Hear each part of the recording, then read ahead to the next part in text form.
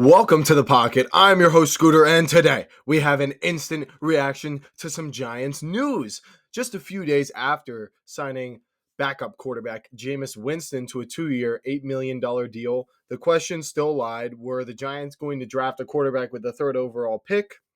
Were they still holding out for Aaron Rodgers? Or were they going to do what they did today? And that is sign Russell Wilson, free agent quarterback who played formerly of the Steelers this last year, the Broncos the 2 seasons before that, and then the Seahawks for a full 10 years. Before that, two-time Super Bowl appearer, one-time Super Bowl champion. So this is a very big move for the Giants. And this, to be honest, is exactly what I wanted. I mean, you could look at it and say Aaron Rodgers would have provided a higher ceiling, and that's certainly true from a talent perspective, but Aaron Rodgers is taking such a long time, such as he always does, to make this decision. And it begs the question, would you rather have Russell Wilson in the building pre-draft, knowing what you want and what you're going to need to get, and have him working with Dable this whole time while Aaron Rodgers is doing his own thing, just assuming everything's going to be all right when he just shows up to his new team and that he's going to figure it out?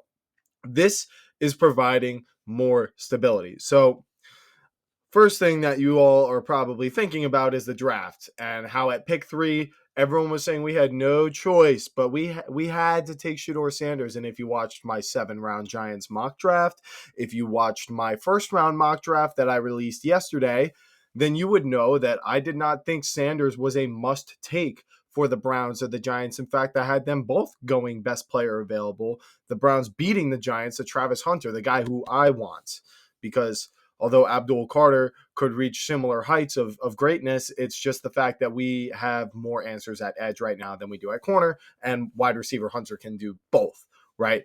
So I think this gives us a lot of flexibility in the draft to take best player available.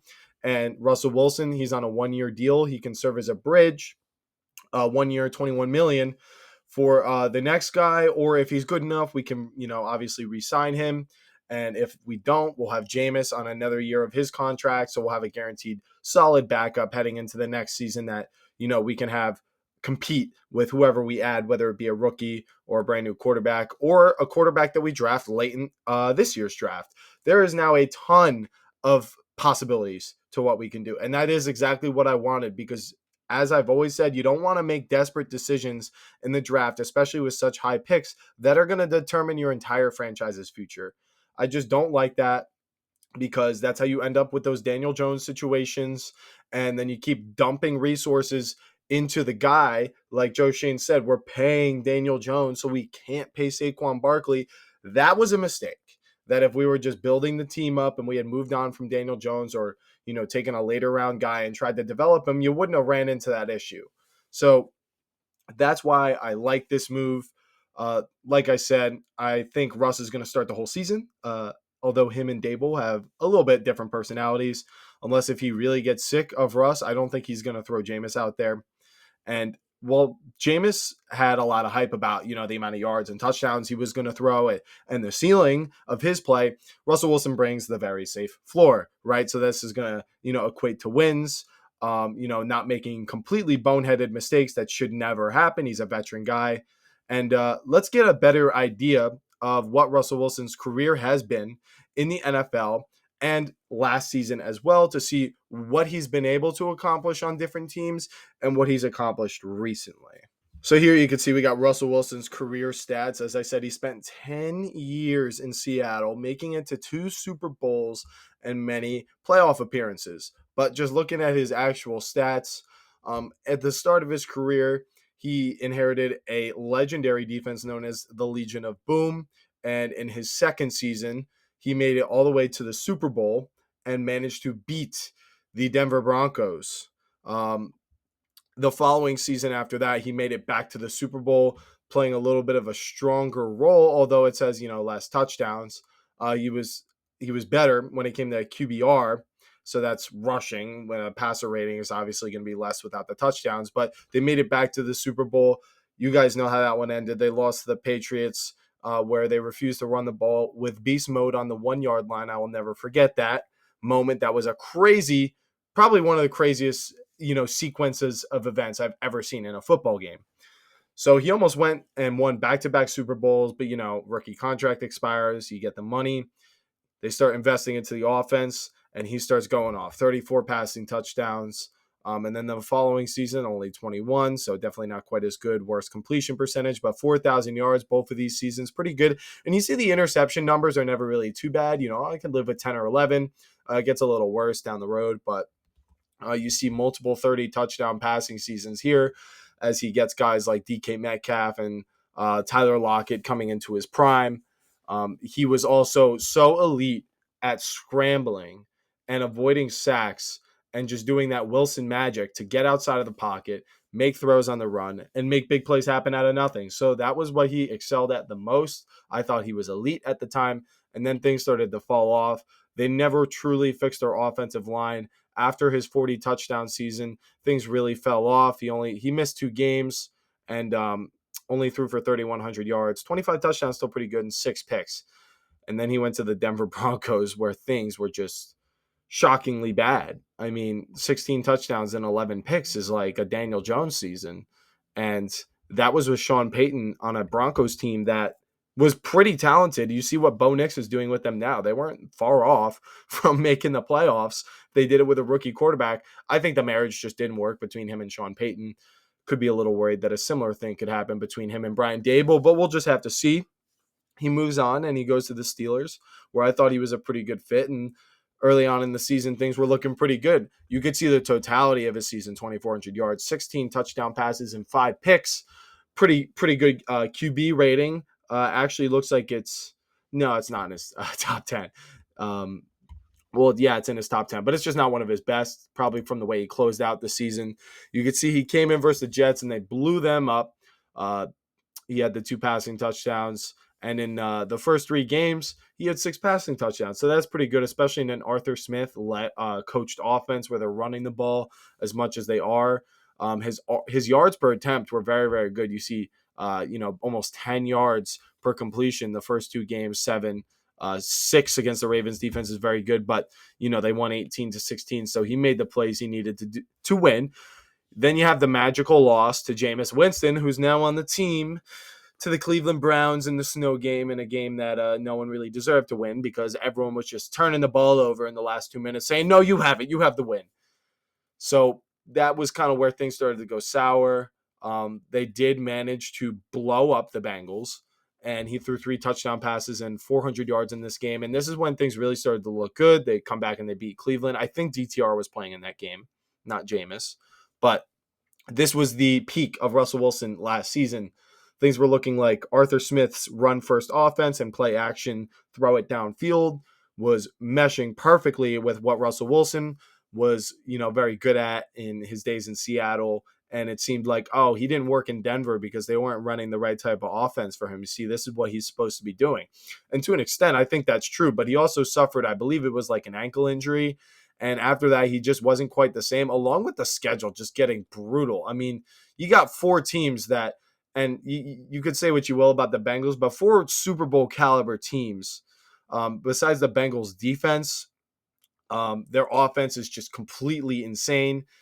And the Steelers defense was able to hold the Bengals to a 19 points, but scored only 17 of their own against one of the worst defenses I've seen in many years. So, and you see, the weeks before that, never breaking 17 points. 13 versus the Eagles. Okay, best defense in football. Ravens 17. They had some down weeks early on, but they were healthy at this point, and you saw the clear difference in the teams. And then here you got the Chiefs.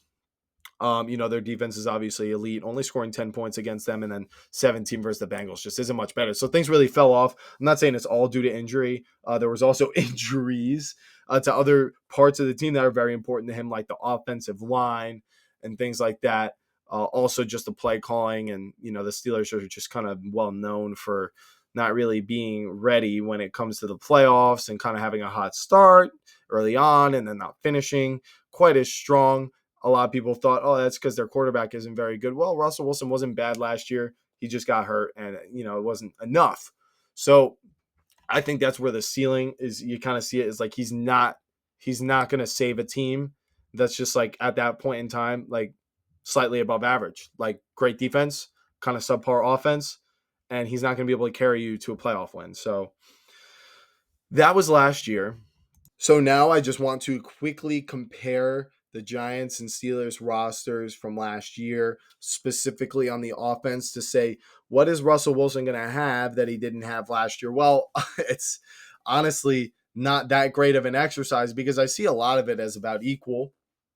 They had a offensive line that got much worse after suffering some injuries, very much like the Giants. At wide receiver, they had George Pickens, who is kind of like their alpha, their Malik Neighbors, but I think he's better. But I think their depth receivers, Calvin Austin, Mike Williams, was Van Jefferson on their team last year? I'm pretty sure he was better than Darius Slayton, Wandale Robinson, and the likes of like Jalen Hyatt, who we can never get involved no matter how hard we try. So I think it's about equal, but yeah, I'm not even going to give an edge to either side there. Running back, Tracy was pretty good last year, but Jalen Warren pretty much is like a Tracy. And they also had Najee. We did not have a big power back like that. So I'm giving them the edge at running back. Tight end, they get the edge there with Fryermuth, although I really like Theo Johnson, so I'm not too concerned about the tight end position. Then offensive coordinator, I think that's us. Arthur Smith, he's been a head coach before, but it didn't last quite as long. Daboll survived the QB disaster that he was dealing with, unlike Arthur Smith. So I'm giving that edge to the Giants, and then defense is obviously going to the Steelers. Although, the Giants defense could be very, very good next year, depending on what they do with this third overall pick specifically. If they take Travis Hunter, does he play on offense or defense? What's going to happen? I don't know. So I don't think the culture and the history of the defense is going to be able to kind of match up. The experience isn't going to be there, but from a talent standpoint, I think we are there. And then also you just take into consideration the fact that the Giants are going to be probably pretty grateful to have a guy like Russell Wilson in the end of the day come week one when we're moving the chains. And, we might only score like 24 points, but it was like a solid game. You know what I mean? We didn't do anything that was so bad. We didn't lose 40-0. You know what I mean? And maybe we were playing against a really good team too. So we were pretty competitive, but it wasn't like the offense wasn't moving the ball. Right. So that's kind of what I'm hoping to see. Overall, I'm very happy about this. I'm very, very happy about this because once again, I mean, I don't think it makes sense anymore to take Shedeur Sanders at any, like, especially at the third pick. I mean, maybe later if he falls to some ridiculous pick, like in the second pick in the second round. Yeah, I mean that's totally a great value, and I would suggest taking Milroe in the third. I would rather have Shedeur in the second, right? So you just have a lot of flexibility of how you want to handle quarterback in the draft. I do still think picking up a guy like Milroe, you have 4 quarterbacks on the roster, sure, but we literally lost all of them last year. We've seen it happen to other teams, and this is supposedly our biggest need, right? So we get DeVito as a guy who knows the playbook, Russ as the experienced vet, Jameis as the secure backup who can come in and win you a few games, and then you get Milroe as the developmental guy.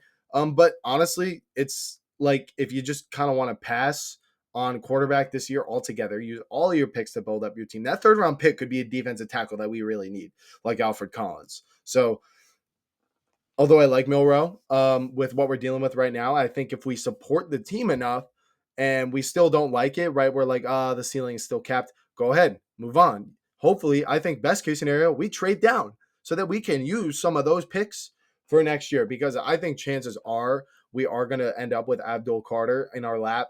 And although he's probably the best or second best player in the draft, I would be okay with taking him, but I just think we can get more out of this draft. And next year's, if we trade down, obviously, we can use some of those picks to move up for a quarterback, assuming we're not going to be like horrible again. We're going to need picks to move up, and other teams are going to want to as well. There's no teams with 2 first round picks this year in the draft. I'm like 99% sure. So it's not like we're going to get 2 first round picks in this year's draft. Like, no, we're going to move down and we're not going to get to reap the rewards for it until next year. But, it's going to be oh so sweet when we're able to move up and get a guy and nobody else is, right?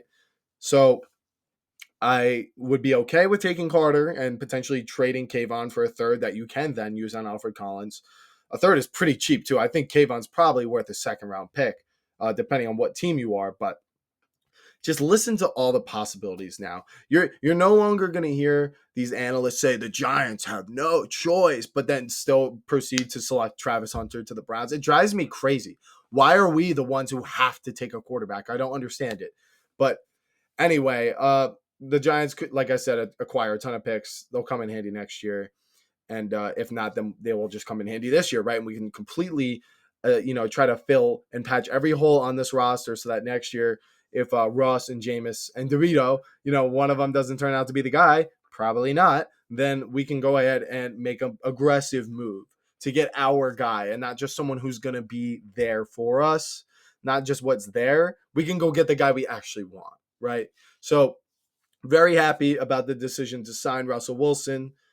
I think this, like I said, gives us a lot of cushion, flexibility, and options where, making decisions out of desperation usually forces you to miss out on the best players in the draft. So I don't want that to happen to the Giants over and over and over again. It's time for us to be patient, and this is what being patient looks like. Some of you might say, "Oh my God, Russ was so bad last year." Are you sure? Are you sure? Don't you remember Daniel Jones? And I get he had his excuses that I gave to him, but I'm pretty sure Russell Wilson is a hell of a lot better than Daniel Jones, even at this point in his career. Okay, he's won a Super Bowl and he's been to a second one. Went toe to toe with Brady. You know what I'm saying? Like he's got it, and he knows what to do. If the team is going to support him around him, then I think where Daniel Jones would finally start to grow, I think Russell Wilson's just going to already be ready to take advantage of it. So that's enough yapping. We could talk a lot more about this in coming Giants videos in the future. I appreciate you all for clicking on. What are your thoughts? Do you like this move by the Giants to sign Russell Wilson? Let me know in the comments. Subscribe so you don't miss any more Giants news or NFL offseason coverage. We got mock drafts. We got draft player position rankings. And then we've also got a offseason overview for every single team in the NFL. So if you're interested in any of that, be sure to click on the channel and find those videos. All right. Thank you all so much for watching, and I'll see you in the next one. Peace out.